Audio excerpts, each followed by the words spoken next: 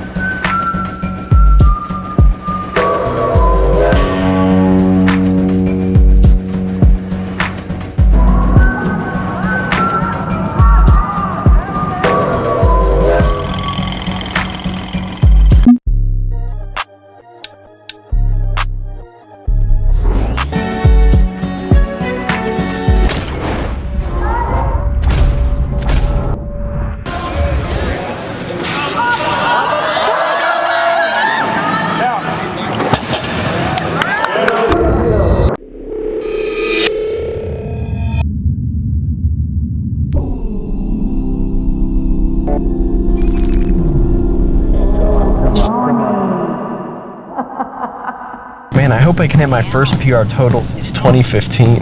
I think you will. Yeah. You did too.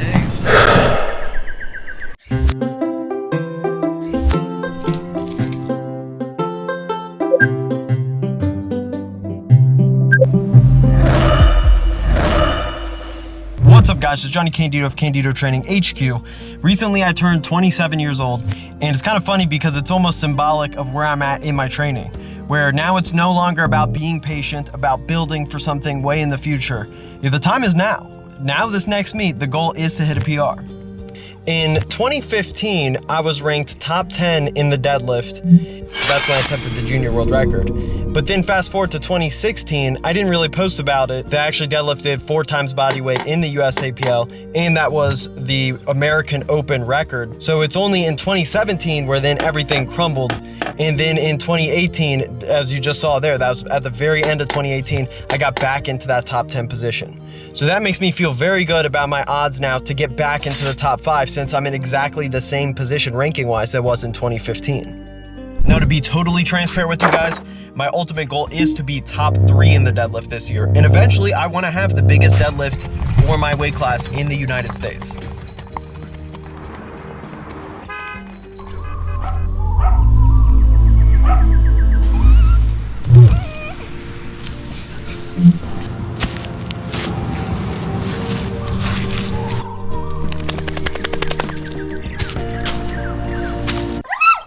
Let's go!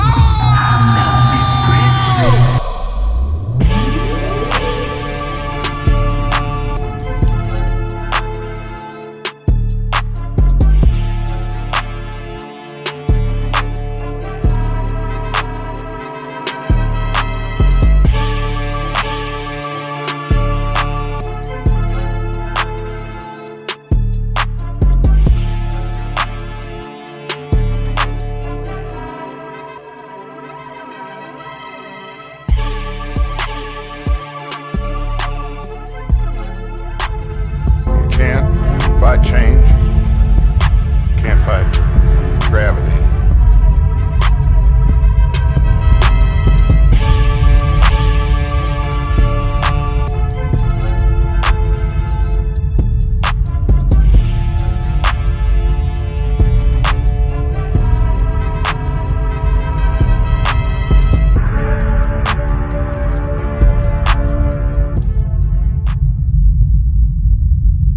Today's a really big day to convert the 10 rep max, 440 for 10, basically into a 20 rep total workout doing 4x5. And the goal is to hit every single set above that 440. So hopefully the top set's 455 to 460, and then the back off works around 445. That'll probably be it. So that's it. We'll see. This is going to be a pretty good percentage too of the goal max of 525 in about 2 weeks.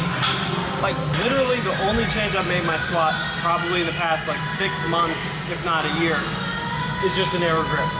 And it's like, sometimes I think that's what we're getting to with powerlifting, where that's really all it's about, is that just do one thing, don't change it, don't mess anything up, just keep building. So it's good for my training, not so good for making videos. They don't have that one tip that I did differently. It's just one tip I did differently. That's all. I am certainly doing Raw Nationals this year. I'm gonna do 2 meets before it. The first meet will just be, again, to set that PR total finally. But then the second meet will actually be pushed back as far as possible. So it'll be as close as possible to Raw Nationals in order to try my best to get into prime time. Now, I'll go into how likely that could be, but the point is I'm going to do everything to give myself the best advantage. This will be recent 5 rep max, or post-injury 5 rep max. I've never really come that close to it. So it feels nice to have the big plates on it. That looks like a real workout. You can click on a 2015 Candido video and see maybe I'm using that. Maybe you click on now, you wonder, did he even get hurt in between? He's practically maintained, if not got stronger. Oh my God. According to the USAPL ranking database, in 2014, there were 0 lifters with a 1,600 pound total. Josh Hyduck was 2.5 kilos away from that. In 2015, there were 4 lifters. 2016, 8 83 kilogram lifters with the 1,600 total.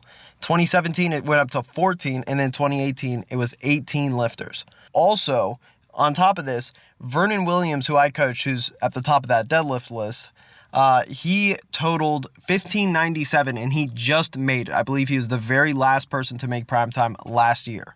So what I believe is the likely projection is it will probably take 1615, maybe even slightly more, in order to make it. Okay, so in case you're watching that and wondering, how I could hit 440 for 10 and then basically hit 460 for 5, nearly at RP 10, maybe 9.5, it's because I'm definitely not as peaked. So I still have a few more weeks left, which is a really good sign because that was 87.5% of 525. And that usually is my 5 rep max when completely fresh. So here I still got 3 more sets, and it's gonna be a 4x5 day. And 3 days ago I did a set of 12 to literally RP 10 on sumo stiff legs. So we'll see how a little bit of peak and a little bit of recovery. I definitely think 525 will go down and maybe just a smidge more. So I'm really happy with my ability to grind in a situation where I just had to do it to keep the progression going. To look at similar statistics for the deadlift, in 2014, the amount of 83 kilogram lifters deadlifting 300 kilograms was 0. So very similar to 2014 for the 1,600 total, nobody. 2015, it went up to 4. 2016, this is where it deviates a bit, it went to 3. And then 2017, it went back up to 10. But this is the most interesting part, is 2018, the amount of lifters deadlifting 300 kilograms or more, 26. So it absolutely exploded. And then what's also fascinating is 2017, the best deadlift was 749 pounds by Deadlift Panda. And in 2018, the best deadlift was 716 pounds. So that compression is really exciting to me because it gives a lot of competition in either direction. Deadlifting something like 711 plus pounds isn't particularly impossible. It's definitely possible for a lot of lifters. But then also, if you only pull 666 at your next meet, you might be 30th. As far as programming for my deadlift this year, not much is going to change. I'm still running the deadlift program. That framework works extremely well for me. One of the things is I am adjusting the timing of the volume phase. So just these little adjustments where I'm moving the volume phase up so that then afterwards I'll run a washout so that I don't have an early peak, which I definitely noticed when I did run the volume phase followed by the competition peak. I'm going to narrow the amount of accessories I do to sumo stiff leg deadlifts or wide stance snatch grip deadlifts. I'm not going to conventional deadlift all of this year. All right, this is 430 pounds, which is 25 pounds greater than the last time I did this exercise. So last time I did 405 for 5. I'm going to do 430 hopefully here for 5. And 25 pounds is a pretty good leap for me, with a variation where I'm doing it 1 time a week out of 3 times a week total squatting. You don't want to get too aggressive. And what I think is also cool is that if I hit this 430 for 5, my pause squat max would probably be fairly close to 500. You might have noticed that I'm showing a lot of squatting in this video, and that's because the primary work after that meet was on the squat, and it is to get that up because I need to get to 525, 550 range as soon as I can.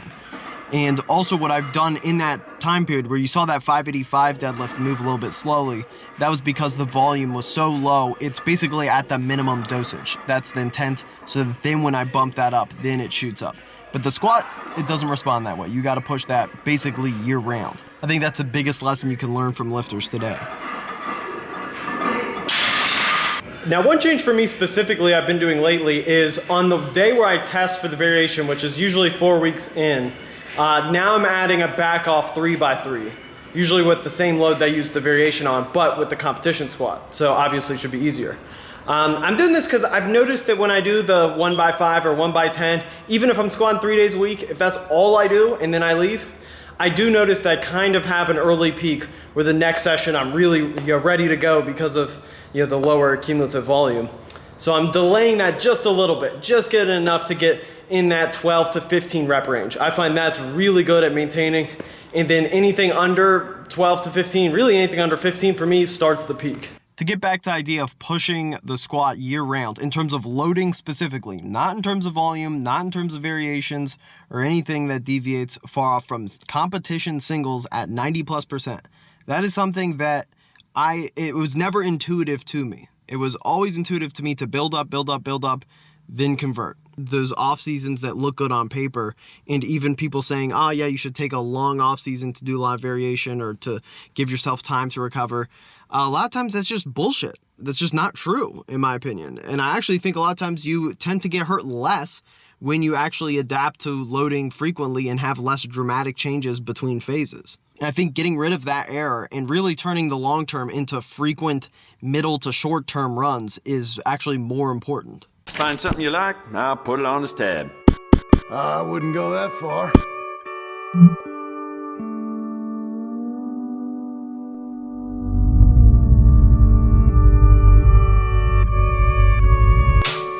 That was 20 pounds below my best high bar squat ever. I hit 545 when my max was 573 pounds at Worlds. Also, before that 525, I hit 500 pounds, and it was as fast as I probably ever squatted that weight. So unfortunately, 525 did end up being my true max after that. How do you know? How do you know? You just know that once you've been in the game for a while, you just get a feel for that. But anyways, as far as what I'm going to do moving forward, I am going to switch to low bar now, because one of the main factors is not only did I have that decrease happen so suddenly, that sharp sticking point, but also my reps to 1 rep max ratio is still a little bit out of whack. So for something like sumo, for example, I accept 85% around being my 10 rep max because the range of motion is shorter, which is more of an advantage for reps rather than a 1 rep max. That's more sticking point. But with squat, you want to have the ability to basically be able to grind on a max, and that's something I don't have. And even when I did the 10 rep max with 440, I actually did that after hitting 453 for 8 at RPE 10. So that was literally more difficult, and I think I could have done 440 for 12. So 13 pounds should not make a 4 rep difference. So that's where we're going to low bar now. And I cherish all of the freedoms that we got, including the freedom, the right to burn the flag. But I also got the right to bear arms, and if you burn mine, I'll shoot you.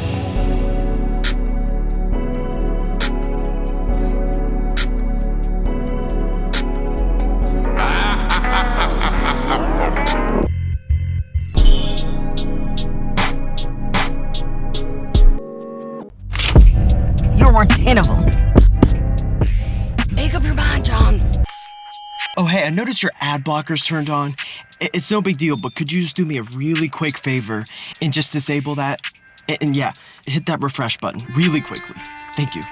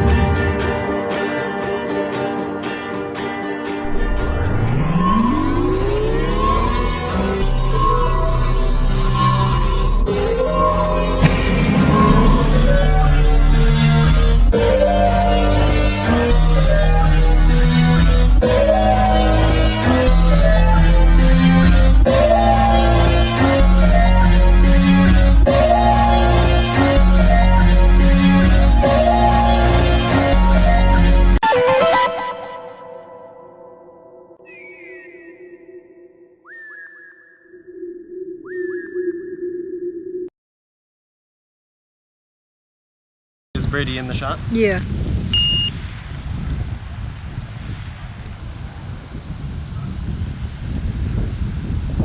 Are you holding it still? Yeah, well,